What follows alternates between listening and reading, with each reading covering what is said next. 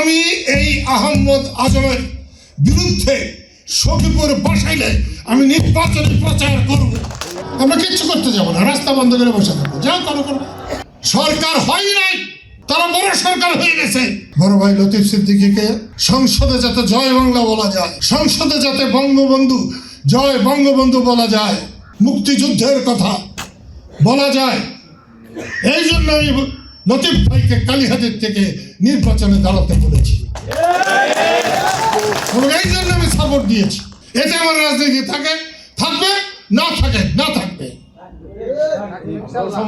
আমি নির্বাচনে জয় বাংলা বলার জন্যে, জয় বঙ্গবন্ধু বলবার জন্যে আমি কালীহাতির প্রচারে আমি দলীয়ভাবে সাপোর্ট করেছি। আমি যখন হাবিব আমার হাত ধরেছিল, আমার হাতে কষ্ট দেখে কাঁদছিল, আমি এর আগে জানতাম না যে টাঙ্গাইল গিয়ে হাবিবের লোকজনকে মারধর করেছে।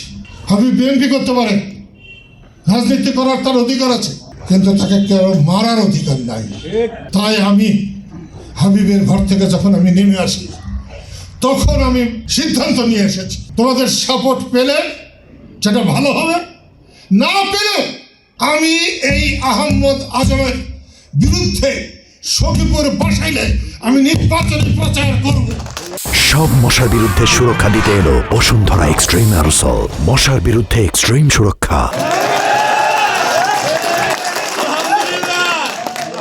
তোমরা যদি দলীয় ভাবে আহমদ আজম এখানে নির্বাচনে উঠলে, সরকার হয় নাই, তারা বড় সরকার হয়ে গেছে, এটা দেখাতে হবে।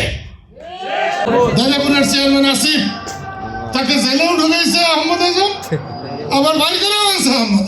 এইটা যাতে না হতে পারে, আগামী কাল থেকে যাতে একটা লোককে জেলে নিতে না পারে, কারণ ইলেকশন শিডিউল হয়ে যাওয়ার পরে কাউকে ধরার, হ্যাঁ খুন হইলে, হঠাৎ খুন হইলে, ডাকাতি হলে আসামিকে ধরার আছে, তাছাড়া পুরানো কেসও চলবে না। হঠাৎ করে কেউ যে টাকা দিল থানায়, চলবে না। 90 সালের ইলেকশনে সখীপুর থানা কিন্তু জানে, যখন কালমেঘাট থেকে শাহিনরা আসছিল 8-10 হাজার, তখন কিন্তু সখীপুর থানার সব পুলিশ, কিছু পুলিশ কিন্তু পায়খানায় পলাইছিল। আমরা কিচ্ছু করতে যাব না, রাস্তা বন্ধ করে বসে থাকবো, যা করো করবো। আমি গত পরশুদিন স্বরাষ্ট্র উপদেষ্টা, আইন উপদেষ্টা, এদের দুজনের সঙ্গেই একসাথে বসে কথা বলেছি। তাদের কথা আমার ভালো মনে হয়েছে এবং তারা বলছেন এমনিতেই টার্নওভার কম হবে, আর এইরকম ইলেকশনের সময় এইরকম যদি করা হয় তাহলে তো আরও ভোট হবে না। পরশুদিন না কি কালকে আমি এসপিডিসির সঙ্গে কথা বলতে গিয়েছিলাম, তারা আমাকে বলেছে অবলীলায় যে কোনো কারো ধরাধরি, কারো কথায় ধরাধরি হবে না।